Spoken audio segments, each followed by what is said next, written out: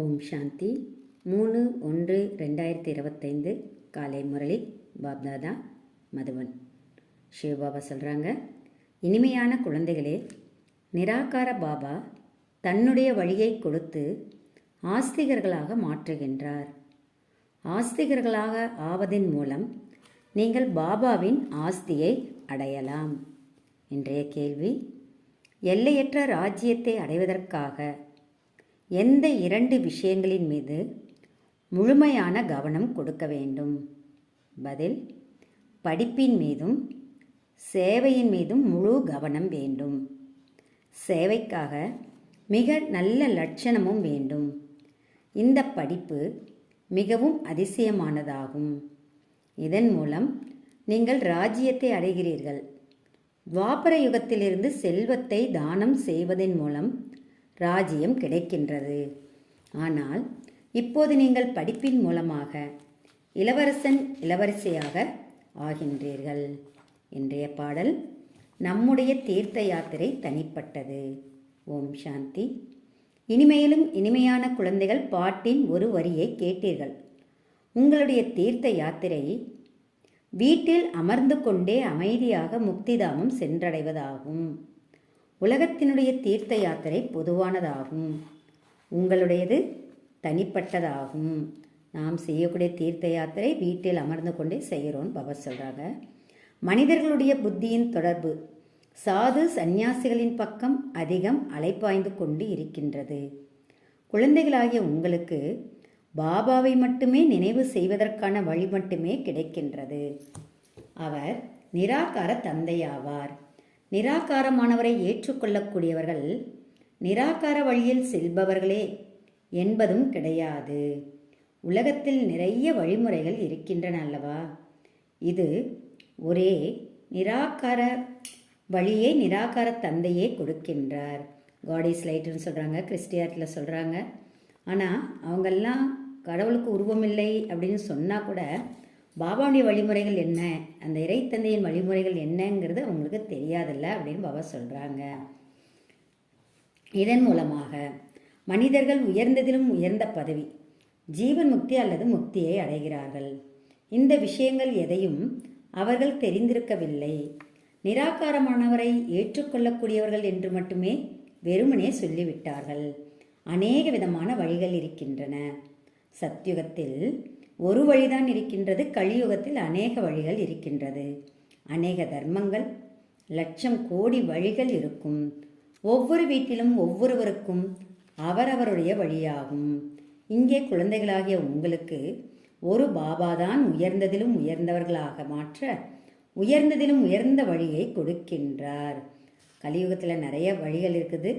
மத சம்பந்தப்பட்ட வழிகள், தர்மம் சம்பந்தப்பட்ட வழிகள், அது மட்டும் இல்லை, வீட்டில் அவங்கவுங்களுக்குன்னு ஒரு சாஸ்திரங்கள், அதுக்கான ஒரு வழிகள் எல்லாம் தனித்தனியாக வச்சுருக்காங்க. ஆனால் பாபா நமக்கு கொடுத்துருக்கிறது ஒரே ஒரு வழி மட்டும்தான், சிரேஷ்டமான வழியை நமக்கு கொடுத்துருக்கிறார் அப்படின்னு சொல்கிறாங்க பாபா. முக்கியமான விஷயம் என்ன? இது படைப்பவர் மற்றும் படைப்பினுடைய முதல் இடை கடைசியின் ஞானமாகும். இந்த ஞானத்தின் மூலமாக நாங்கள் ஆஸ்திகர்களாக ஆகின்றோம் என்று சொல்லுங்கள். ஆஸ்திகர்களாக ஆவதன் மூலம் பாபாவிடமிருந்து ஆஸ்தி கிடைக்கின்றது. நாஸ்திகர்களாக ஆவதன் மூலம் ஆஸ்தியை இழந்தோம். நாஸ்திகர்களை ஆஸ்திகர்களாக மாற்றுவதுதான் இப்பொழுது குழந்தைகளாகிய உங்களுடைய வேலையே ஆகும். திரிமூர்த்தி சித்திரம் மிகவும் தெளிவாக இருக்கின்றது. பிரம்மாவின் மூலம் கண்டிப்பாக பிராமணர்களும் வேண்டும் அல்லவா? பிராமணர்களின் மூலம்தான் யஜ்ஞம் நடக்கின்றது. இது மிக பெரிய யஜ்ஞமாகும். வெளியுலகத்தில் கூட யஜ்ஞங்கள் நடக்குதுன்னா அந்த பிராமணர்கள் தான் இம்பார்ட்டன்ட் கொடுப்பாங்க. அதே போல தான் இது பெரிய யஜ்ஞம். அப்போ பிரம்மாவின் குழந்தைகள் பிராமணர்களாக ஆகின்றோம் அப்படின்னு பாபா விளக்கத்தை கொடுக்கிறாரு. ஆத்மாக்கள் அனைவரும் சகோதர சகோதரர்கள். அனைவருமே ஒரு பாபாவை நினைவு செய்கிறார்கள். ஆஸ்தி கூட படைப்பவர் பாபாவிடமிருந்து தான் கிடைக்கின்றது என்று பாபா அவர்களுக்கு புரிய வைக்கின்றார். படைப்புகளிடமிருந்து கிடைக்க முடியாது. ஆகையினால் அனைவரும் ஈஸ்வரனை நினைவு செய்கிறார்கள். சொர்க்கத்தை படைப்பவர் பாபாவே ஆவார். மேலும் அவர் பாரதத்தில் தான் வருகின்றார், வந்து இந்த காரியத்தை செய்கின்றார். சொர்க்கத்தை படைப்பது பாபா, அதுவும் இந்த பாரதத்தை தான் சொர்க்கமாக மாற்றுகின்றேன் பாபா சொல்கிறாங்க. பிரம்மாவின் மூலம் பாபா சூரிய வம்ச குலத்தை ஸ்தாபனை செய்து கொண்டிருக்கின்றார். என்னை நினைவு செய்தீர்கள் என்றால் பாவ கர்மங்கள் அழியும் என்று பாபா கூறுகின்றார். குறைந்ததிலும் குறைவாக உங்களுக்கு 2 வார்த்தைகளில் புரிய வைக்கின்றோம் என்று சொல்லுங்கள். தந்தையிடமிருந்து வினாடியில் ஆஸ்தி கிடைக்க வேண்டும் அல்லவா? பாபா சொர்க்கத்தை படைப்பவராவார். இந்த பேட்ச் பதக்கங்கள் மிகவும் நல்ல பொருள். ஆனால் நிறைய தேக அபிமானமுடைய குழந்தைகள் புரிந்து கொள்வது இல்லை. இதில் நம்முடைய ஒரு வினாடியினுடைய ஞானம் இருக்கின்றது. பாபா பாரதத்தை தான் சொர்க்கமாக மாற்றுகின்றார். புதிய உலகத்தை பாபா தான் ஸ்தாபனை செய்கின்றார். இந்த புருஷோத்தம சங்கமயோம் என்று கூட பாடப்பட்டுள்ளது. இந்த ஞானம் முழுவதும் புத்தியில் வந்து கொண்டே இருக்க வேண்டும். சிலருக்கு யோகம் இருக்கின்றதென்றால் ஞானம் இல்லை, தாரணையாவதில்லை. சேவை செய்யக்கூடிய குழந்தைகளுக்கு ஞானத்தின் தாரணை நன்றாக ஏற்படும். சேவை செய்யக்கூடிய குழந்தைகளுக்கு ஞானத்தினுடைய தாரணை நன்றாக ஏற்படுங்கிறாரு. அதாவது பேட்ச், லக்ஷ்மி நாராயண் பேட்ச் வச்சுருக்கோம்ல, அதை வச்சு கூட நீங்கள் விளக்கத்தை கொடுக்கலாம், இந்த ஞானத்தை கொடுக்க முடியும் அப்படின்னு பாபா சொல்கிறாங்க. தூய்மையற்றவர்களை தூய்மையாக்குபவர் பக்தர்களின் பகவான் ஒருவர்தான் என்று பாடவும் செய்கிறார்கள். எனவே யாராவது புதியவர்கள் உள்ளே வந்தார்கள் என்றால் முதலில் தந்தையின் அறிமுகத்தை அழியுங்கள். மனிதர்கள் ஒவ்வொருவரையும் பார்த்து புரிய வைக்க வேண்டும். எல்லையற்ற சுகத்தின் ஆஸ்தியை கொடுப்பதற்காகவே எல்லையற்ற தந்தை வருகின்றார். அவருக்கு தனக்கென்று சரீரம் இல்லை என்பொழுது ஆஸ்தி எப்படி கொடுப்பார்? நான் இந்த பிரம்மாவின் உடலின் மூலமாக ராஜயோகம் கற்றுக் கொடுத்து இந்த பதவியை அடைய வைக்கின்றேன் என்று அவரே கூறுகின்றார்.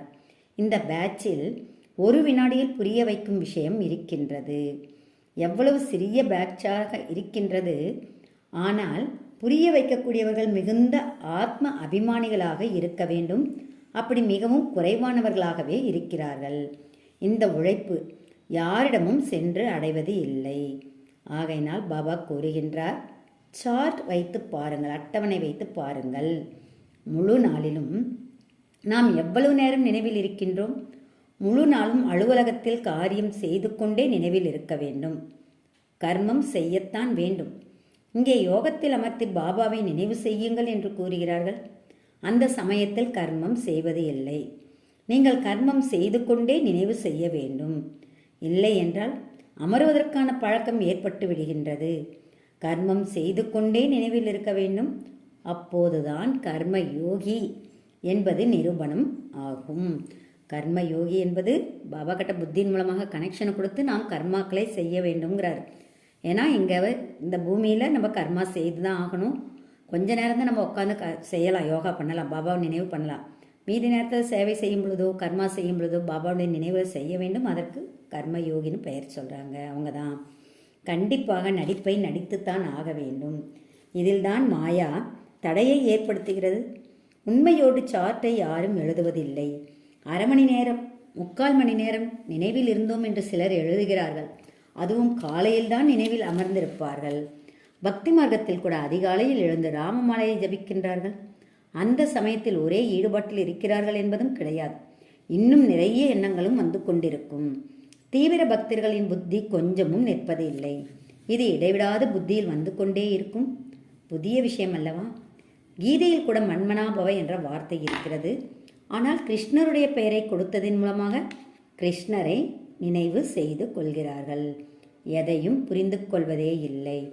பேட்ச் கூடவே இருக்க வேண்டும் அப்படின்னு பாபா சொல்கிறாங்க. பாபா மேலும் சொல்கிறாங்க, பாபா பிரம்மாவின் உடலில் வந்து புரிய வைக்கின்றார். நாம் அந்த தந்தையின் மீது அன்பு வைக்கின்றோம் என்று சொல்லுங்கள். சேவை செய்கிறதுல இதெல்லாம் சொல்லுங்கிறார். மனிதர்களுக்கு ஆத்மாவை பற்றிய ஞானமும் இல்லை, பரமாத்மாவின் ஞானமும் இல்லை. பாபாவை தவிர வேறு யாரும் இந்த ஞானத்தை கொடுக்கவும் முடியாது. இந்த திருமூர்த்தி சிவன் அனைத்திலும் முக்கியமானதாகும். பாபா மற்றும் ஆஸ்தி, இந்த சக்கரத்தை புரிந்து கொள்வது மிகவும் சகஜமானது. ராஜாக்கள் குறைவானவர்களாக இருக்கிறார்கள். அவர்களின் பிரஜைகள் கோடிக்கணக்கில் இருக்கின்றார்கள். பிரஜைகள் நிறைய பேர் உருவாகிறார்கள். மற்றபடி ராஜாக்களை உருவாக்குவதற்கு முயற்சி செய்ய வேண்டும். யார் அதிகம் சேவை செய்கின்றார்களோ அவர்கள் கண்டிப்பாக உயர்ந்த பதவி அடைவார்கள். நிறைய குழந்தைகளுக்கு சேவையில் அதிக ஆர்வம் இருக்கிறது அப்படின்னு பாபா சொல்கிறாங்க. வேலை இருந்தால் கூட வேலையெல்லாம் நான் விட்டுடுறேன், எனக்கு தேவையில்லை, சாப்பிடுவதற்கு என்கிட்ட பண வசதி இருக்குது, நான் உங்களுடையவர்களாகியும் உங்களுக்கு நான் சேவை செய்கிறேன் பாபா அப்படின்னு கேட்குறாங்க. அதுக்கு பாபா சொல்கிறாங்க, நான் வானப்பிரஸ்தம் அடைந்தவருக்குள் பிரவேசித்திருக்கின்றேன் அல்லவா.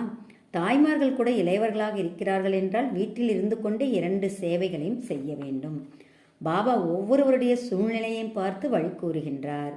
திருமணம் போன்றவைகளுக்கு ஒருவேளை அனுமதிக்கவில்லை என்றால் உபத்திரவமாக ஆகிவிடும்.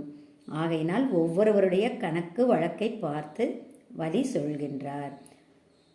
குமாரராக இருந்தால் நீ சேவை செய்யலாம் என்று சொல்வார். சேவை செய்து எல்லையற்ற தந்தையிடமிருந்து ஆஸ்தி அடையுங்கள் என்று சொல்வார். அந்த தந்தையிடமிருந்து உங்களுக்கு என்ன கிடைக்கும்? மண் துகள்தான், அதாவது வீணானவை தான் கிடைக்குங்கிறார். அவை அனைத்தும் மண்ணோடு மண்ணாக ஆகிவிடக்கூடியது. நாளுக்கு நாள் நேரம், அதாவது ஆயுள் குறைந்து கொண்டே செல்கின்றது. நம்முடைய சொத்திற்கு குழந்தைகள் வாரிசாக ஆவார்கள் என்று நிறைய பேர் புரிந்து கொள்கிறார்கள்.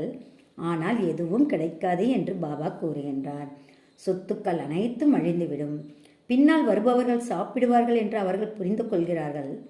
செல்வந்தர்களின் செல்வம் முடிந்து போவதற்கு ஒன்றும் அதிக நேரம் பிடிப்பது இல்லை. மரணம் முன்னால் நிற்கின்றது. யாரும் ஆஸ்தியை அடைய முடியாது. முழுமையான விதத்தில் புரிய வைப்பவர்கள் மிக குறைவானவர்களாகவே இருக்கிறார்கள். அதிகம் சேவை செய்பவர்கள்தான் உயர்ந்த பதவி அடைவார்கள். எனவே அவர்களுக்கு மதிப்பு வைக்க வேண்டும். இவர்களிடம் கற்றுக்கொள்ள வேண்டும். 21 பிறவிகளுக்கு மதிப்பு வைக்க வேண்டும். தானாகவே கண்டிப்பாக அவர்கள் உயர்ந்த பதவி அடைவார்கள்.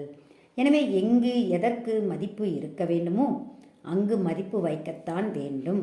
தாங்களாகவும் கூட புரிந்து கொள்ள முடியும். என்ன கிடைத்ததோ அது நல்லது, இதிலேயே குஷி ஆகின்றார்கள். எல்லையற்ற இந்த ராஜ்யத்திற்கு படிப்பு சேவை 2லையும் கவனத்தை கொடுங்கன்னு பாபா சொல்கிறாங்க. படிப்புன்னு பார்க்கும் பொழுது எல்லையற்ற படிப்பு. ராஜ்யம் இப்போ ஸ்தாபனை ஆகி கொண்டு இருக்கின்றது. இந்த படிப்பின் மூலமாக நீங்கள் இளவரசர்களாக ஆகிறீங்க.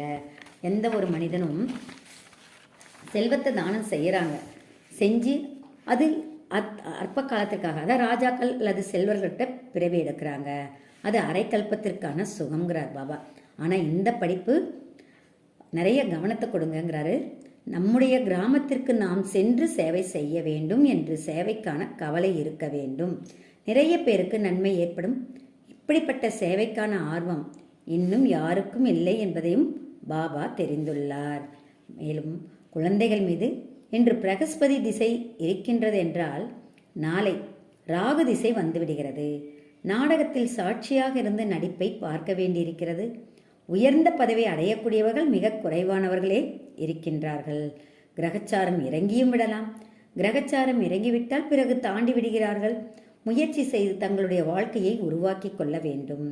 இல்லை என்றால் கல்பத்திற்கும் சத்திய நாசமாக ஆகிவிடும். ஸ்ரீமத் படி நடக்கவில்லை என்றால் பதவியும் கிடையாது. பகவானுடைய ஸ்ரீமத் உயர்ந்ததிலும் உயர்ந்தது. பாக்கியத்தில் என்ன இருக்குமோ அது கிடைக்கும் என்பதும் கிடையாது. முயற்சியின் மூலம்தான் பலன் கிடைக்கின்றது. முயற்சி செய்ய வைக்கக்கூடிய பாபா கிடைத்திருக்கின்றார். என்ன இருக்குதோ அது நடக்கட்டும், பாக்கியத்தில் என்ன இருக்குதோ நடக்கட்டும் அப்படின்னு இருக்காதுங்க. ஏன்னா முயற்சியை செய்ய வைக்கக்கூடிய பாபா இப்போ வந்துட்டாரு. ஸோ அந்த முயற்சியை நீங்கள் செஞ்சீங்கன்னா கண்டிப்பாக பலன் அடைய முடியும் அப்படின்னு பாபா சொல்கிறாங்க. சிவனுடைய பக்தர்களுக்கு நீங்கள் இந்த ஞானத்தை கொடுங்கள்.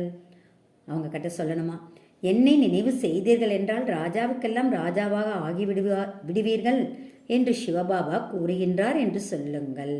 முழு நாளும் இந்த சேவையை செய்யுங்கள். குறிப்பாக இப்படி காசியில் நிறைய பண்ணுங்கிறாரு. ஏன்னா அங்கே நிறைய சிவன் கோயில் இருக்கிறது. ஆகையால் அங்கே போய் நீங்கள் செய்யுங்கிறாங்க. மேலும் வயதானவர்கள் நன்றாக சேவை செய்யலாம், நிறைய பிரஜைகளை உருவாக்க முடியும் அப்படின்னு சொல்கிறாங்க. சேவையின் வெற்றி அடையணும்னா ஆத்ம அபிமானி நிலையில் இருந்து சேவை செய்ய வேண்டும். அதாவது மனம் தூய்மையாக இருந்தால் அனைத்து மன ஆசைகளும் பூர்த்தியாகும் அப்படின்னு பாபா சொல்கிறாங்க. மேலும் காலையிலிருந்து இரவு வரை சிவனுடைய கோவிலில் அமர்ந்து சேவை செய்யுங்கள். முயற்சி செய்து பாருங்கள். என்னுடைய கோயில்கள் நிறைய இருக்கின்றன என சிவபாபா அவரே கூறுகின்றார். உங்களை யாரும் எதுவும் சொல்ல மாட்டார்கள். ஏன்னா சிவனை பற்றி நம்ம சொல்லும் பொழுது அந்த இடத்துல யாரும் எதுவும் சொல்ல மாட்டாங்க. இவர்கள் சிவபாபாவை மகிமை பாடுகிறார்கள் என்று இன்னும் குஷி அடைவார்கள். வயதானவர்களை யாரும் அவமதிக்கவும் மாட்டார்கள். பேட்ச் அல்லது சித்திரங்களை வைத்து புரிய வைப்பது மிகவும் சகஜமாகும். யாராவது ஏழைகளாக இருந்தால் உங்களுக்கு இலவசமாக தருகிறோம் என்று சொல்லுங்கள். செல்வந்தர்களாக இருந்தால் நீங்கள் கொடுத்தீர்கள் என்றால் நிறைய பேருக்கு அச்சடிக்கலாம், அதில் உங்களுக்கு நன்மை ஏற்படும் என்று சொல்லுங்கள். சேவைக்கான விளக்கத்தையும் பாபா வழியை சொல்லிக் கொடுக்குறார் நமக்கு. உங்களுடைய இந்த தொழில் அனைத்திலும் வளர்ச்சி அடையும். யாராவது முயற்சி செய்து பாருங்கள். நல்லது.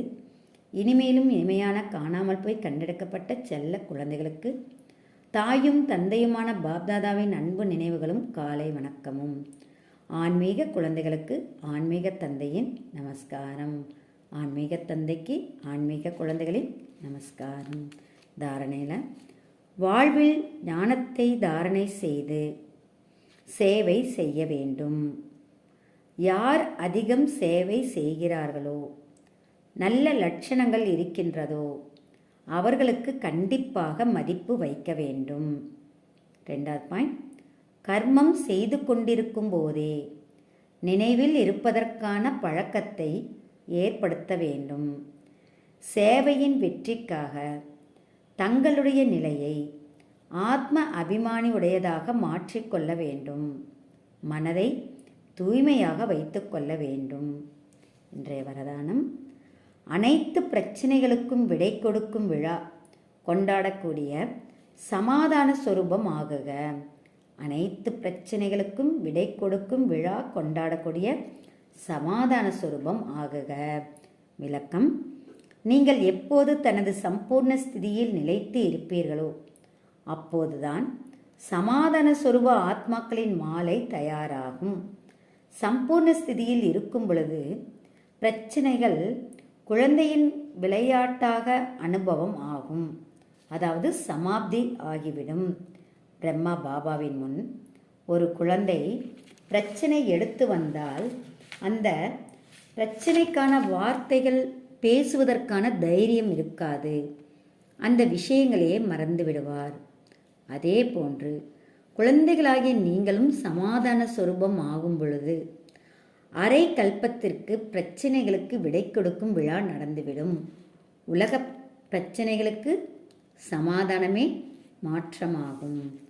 இன்றைய ஸ்லோகன், யார் சதா ஞான சிந்தனை செய்கிறார்களோ அவர்கள் மாயையின் ஈர்ப்பிலிருந்து தப்பித்து விடுவார்கள். ஓம் சாந்தி.